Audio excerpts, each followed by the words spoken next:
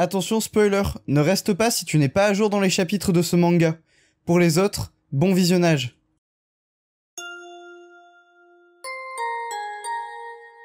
Bonjour à tous, c'est Saliste et on se retrouve aujourd'hui pour la review du chapitre 392 de My Hero Academia qui cette fois-ci comporte 14 pages, enfin 13 vraies pages pour le coup, et donc on est sur un chapitre un peu plus long que ce qu'on a eu les semaines précédentes. Peut-être que ça veut dire que Horikoshi se remet lentement de sa maladie visiblement, ou du moins de sa condition de santé. D'ailleurs si vous ne le saviez pas, chaque semaine lors de la sortie du Weekly Shonen Jump, chaque auteur laisse un petit commentaire sur ce qu'il veut. Ça peut être sur son manga, ça peut être sur sa vie de tous les jours, et Horikoshi cette semaine nous parle justement de sa condition de santé. Il dit, je cite, attention âme sensible s'abstenir, du liquide continuait de sortir de mes oreilles, mais maintenant ça s'est arrêté, mes oreilles étaient sur le point de mourir, on n'était pas loin.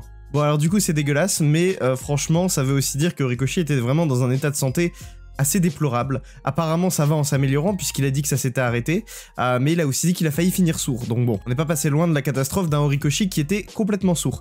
Mais bon, comme ça s'améliore, il a sorti plus de pages cette semaine, nous avons un chapitre légèrement plus long, l'occasion pour moi de vous rappeler que si vous aimez ces reviews, n'hésitez pas à vous abonner à la chaîne, c'est 100% gratuit, et à laisser un pouce bleu sur les vidéos qui vous plaisent. Aussi, sachez que la semaine prochaine, il n'y a pas de chapitre, MHA est encore en pause, alors est-ce que c'est pour des raisons médicales ou pas, je ne sais pas, mais en tout cas Horikoshi a encore pris une pause, donc la semaine prochaine, pas de chapitre. Bref, sur ce, générique.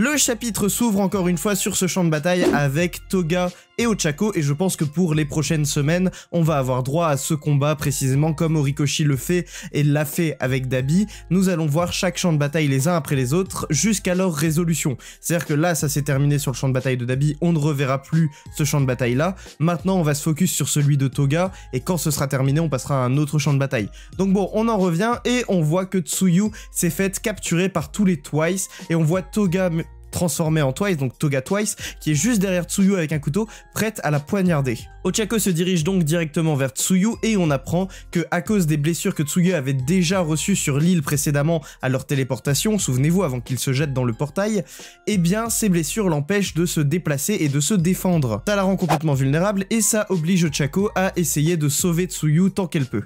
Toga a profondément la haine et nous fait une crise existentielle, elle nous fait un peu une Dabi entre guillemets quand il parle à Shoto, et elle dit « Tu n'as jamais eu à subir le moindre désagrément, les règles sont faites pour les gens comme toi, tu as eu une vie tellement facile. » Encore une fois, Toga ici qui se plaint de sa vie qui a été difficile, d'ailleurs on va avoir droit à une partie flashback, et elle dit à Ochako et Tsuyu que elles ont eu la belle vie, que leur vie a été simple, et en fait c'est un peu vrai quelque part. Ce que dit Toga ici, ce n'est pas juste un délire narcissique de « c'est moi le vilain petit canari et vous les grandes chanceuses », non non, elle a pas totalement tort, elle a vraiment eu une vie compliquée comme on va le voir dans le flashback, contrairement à Ochako et Tsuyu, et tout ça c'est dû à une part de chance à la naissance, qui est qu'il faut un alter qui ne fasse pas trop alter de vilain, parce qu'à partir du moment où ton alter c'est de sucer le sang des gens, ça devient tout de suite plus compliqué. C'est aussi ce qui rend My Hero Academia très vrai, c'est que on a un peu ce parallèle avec la vraie vie où on a des gens qui naissent dans différents milieux sociaux, on a des gens qui seront plus riches que d'autres, et c'est souvent une part de chance quelque part. Donc forcément, ça n'est pas sans rappeler que certaines personnes naissent bien et d'autres naissent un peu moins bien. Bon, revenons à cette partie flashback qui se caractérise par des bords noirs autour des cases, hein, Horikoshi fait ça à chaque fois, et on se retrouve durant l'enfance de Toga. On la voit donc dans la fameuse scène où elle a sucé le sang de l'oiseau et que donc elle l'a tué, hein, techniquement. Elle dit qu'elle n'a pas bu le sang de l'oiseau et qu'elle l'a juste trouvé par terre dans le jardin et qu'il était déjà comme ça, mais bon, ses parents n'ont pas l'air de la croire, et ses parents ont l'air de ne pas beaucoup aimer leur fille.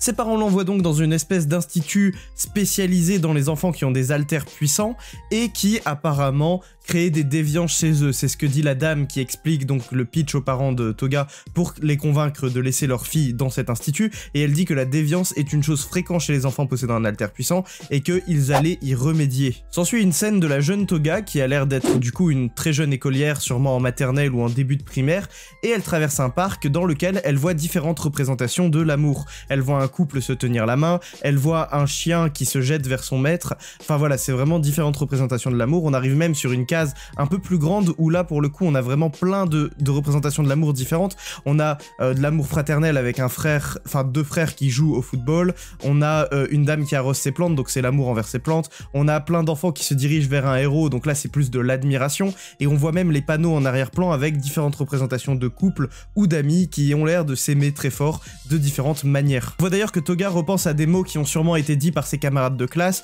La tête d'Himiko fait trop peur, t'es une déviante ou quoi, qu'est-ce que tu fais, arrête, elle se fiche de tout ce qu'on lui dit, sois normal, enfin voilà, ce sont toutes des choses qu'elle a entendues à son encontre, et ça ne manque pas de la marquer très fortement, surtout lorsqu'elle voit toutes ces preuves d'amour devant elle. Elle essaye de comprendre qu'est-ce qu'elle fait de mal, parce que pour elle, la représentation de l'amour c'est ça, c'est d'aspirer le sang des personnes qu'elle aime. On en revient à une scène où elle est chez elle donc, et on voit ses parents qui lui hurlent dessus, est-ce que tu as bu le sang de ton ami? Elle dit que non, qu'elle lui a juste fait un bisou. Ses parents ne comprennent pas, ils lui demandent d'être normale, mais Himiko Toga n'est pas comme les autres, et en fait, finalement son alter crée cette déviance effectivement chez elle, et on voit qu'elle ne comprend pas pourquoi les autres personnes ne font pas comme elle ne comprend pas pourquoi les autres personnes n'ont pas cette profonde envie de boire le sang des personnes qu'ils aiment, parce que c'est quelque chose qui est inhérent à elle, qui est presque naturel pour elle, mais bien sûr ça ne l'est pas pour les autres, et ça c'est dû uniquement à son alter. Bref, les parents se rendent compte qu'ils ont donné naissance à un monstre pour reprendre leurs mots, et au lieu d'essayer de traiter la chose avec gentillesse et de s'occuper bien de leur fille, ils l'envoient dans le premier institut qu'ils ont trouvé parce que visiblement ils voulaient se débarrasser d'elle. On revoit Kizuki Shitose. Alors vous ne vous souvenez sûrement pas de qui est cette personne, c'était la journaliste, souvenez-vous, lorsque Toga a copié l'alter d'Ochako, c'était la première fois qu'on voyait d'ailleurs Toga copier un alter, et elle avait provoqué Toga, elle lui avait posé énormément de questions sur ses origines, et elle lui avait un peu fait revenir dans cette phase où elle se souvenait de son enfance qu'elle avait complètement réprimée, elle était passée à autre chose, et à cause de cette journaliste, Toga était revenu là-dessus, et c'est ce qui avait provoqué cette colère noire, la forçant à copier l'alter d'Ochako, enfin son apparence, puis ensuite son alter, ce qui a créé du coup le premier éveil d'alter chez Toga. Et donc cette journaliste lui dit qu'elle a abandonné ses sentiments et qu'elle a mis un masque pour les refouler, pour tenter de devenir quelqu'un d'autre, essayer d'être normal. Alors bien sûr, vous l'aurez compris, la journaliste n'est pas vraiment là, ça se passe dans la tête de Toga, c'est totalement métaphorique. C'est Toga qui repense à ses mots, qui repense à ses paroles, et ça l'énerve d'autant plus que sur la page suivante, elle commence à s'attaquer à tout le monde.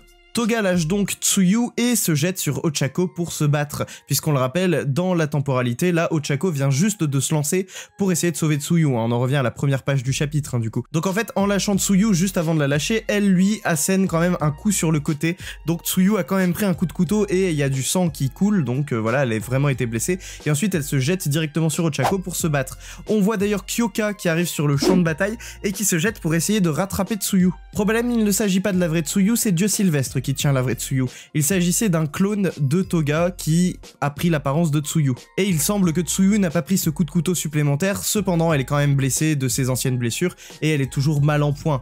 Donc Kyoka se jette vers un clone de Tsuyu qui prend une apparence vraiment terrifiante, ce truc me fait extrêmement peur, j'en fais des cauchemars. Dieu Sylvestre sauve Jiro in extremis de cette attaque et on voit différents clones de Toga Twice qui prennent l'apparence donc de Tsuyu, de Jiro, pour montrer qu'elle est capable de prendre l'apparence de n'importe qui et quelque part fausser les héros.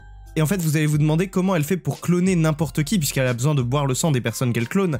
Et bien en fait, ici, les différents clones de Twice qui possèdent donc les mêmes caractéristiques que l'alter de Toga, puisqu'à la base c'est l'alter de Toga, boivent le sang qui s'est répandu sur le champ de bataille et peuvent donc prendre l'apparence de n'importe qui s'est déjà fait blesser sur le champ de bataille. Donc Jiro s'était fait couper l'oreille, donc forcément il y a du sang qui s'est répandu, donc ils peuvent boire son sang, et pareil pour Tsuyu qui s'était fait blesser juste avant la téléportation. Ça ne fait que la rendre plus forte, puisque, pour le coup, comme le dit Dieu Sylvestre, pour la battre, il faut qu'ils soient coordonnés tous ensemble, et si ils sont dispersés, ce qui est le cas, ils sont dispersés, et que l'un des héros se fait piéger, elle pourra copier l'apparence de ce héros, mais eux ne sauront pas que ce héros s'est fait avoir, et donc ils ne penseront pas que c'est Toga, ce qui va créer une espèce de méfiance générale les uns envers les autres. La situation est désespérée, mais on en revient à notre discussion entre Toga et visiblement Ochako. Alors si vous voyez des Tsuyu sur cette page, c'est normal, c'est parce que les clones de Toga peuvent prendre l'apparence de Tsuyu. Mais il y a également Ochako qui dit à Toga de l'écouter. Ochako explique que sa vision de l'héroïsme a changé et qu'au début ce qu'elle pensait être de l'héroïsme, qui était tout bêtement de suivre ce qu'on lui disait de faire et que tout le reste était être un vilain, eh bien ce n'est pas réellement la vérité.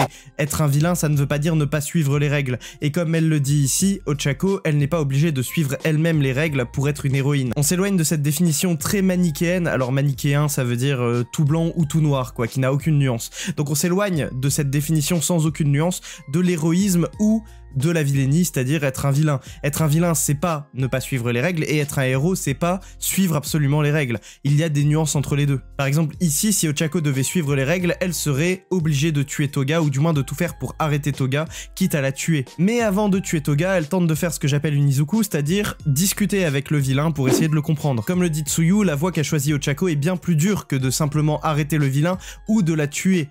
C'est beaucoup plus dur de raisonner un vilain, et de la ramener à la raison, surtout après des années et des années. Et c'est là qu'on arrive sur cette page incroyable, alors laissez-moi juste une petite seconde pour la retourner pour vous. Donc voilà, maintenant que la page est à l'endroit, j'espère que vous constatez ce qui est en train de se passer. On voit Toga Twice poignarder, mais genre poignarder, notre cher Ochako dans le ventre.